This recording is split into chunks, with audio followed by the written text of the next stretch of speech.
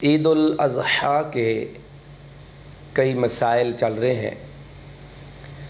مسائل سے مراد ہے وہ مسئلہ کہ جن کے بارے میں لوگ غلط فہمی کا شکار ہیں اور فہم و ادراک نہ ہونے کی وجہ سے اس دن کے حوالے سے کئی من گھڑت باتیں منسوب کی جاتی ہیں اور اس پہ پھر عمل بھی کیا جاتا ہے۔ انہی من گھڑت باتوں میں سے ایک بات یہ بھی ہے کہ کچھ لوگ یہ سمجھتے ہیں کہ عید الاضحیٰ والے دن روزہ ہوتا ہے اور روزہ جو ہے وہ ہم افطار کرتے ہیں قربانی کے گوشت کے ساتھ۔ تو پہلی بات تو یہ ہے کہ عید والے دن، عید الاضحیٰ کا دن ہو، عید الفطر کا دن ہو اور جو ایام تشریق کے 3 دن ہیں، یہ 5 دن بنتے ہیں۔ ان دنوں میں رسول اللہ صلی اللہ علیہ وآلہ وسلم نے روزہ رکھنے سے سختی سے منع کیا ہے۔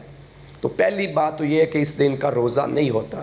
اگر کوئی اس کو روزے کا نام دیتا ہے تو وہ رسول کریم صلی اللہ علیہ وآلہ وسلم کی بات کی نفی کرتا ہے، آپ صلی اللہ علیہ وآلہ وسلم کی نافرمانی کرتا ہے۔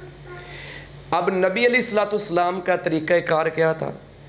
پیارے نبی علیہ السلام کا اصل طریقہ یہ تھا کہ آپ عید الفطر کی نماز جب پڑھنے کے لیے جاتے تو آپ طاق شکل میں کھجوریں کھا کے جاتے، لیکن جب آپ عید الاضحیٰ کی نماز پڑھانے کے لیے جاتے تو آپ کچھ بھی کھائے پیے بغیر چلے جاتے۔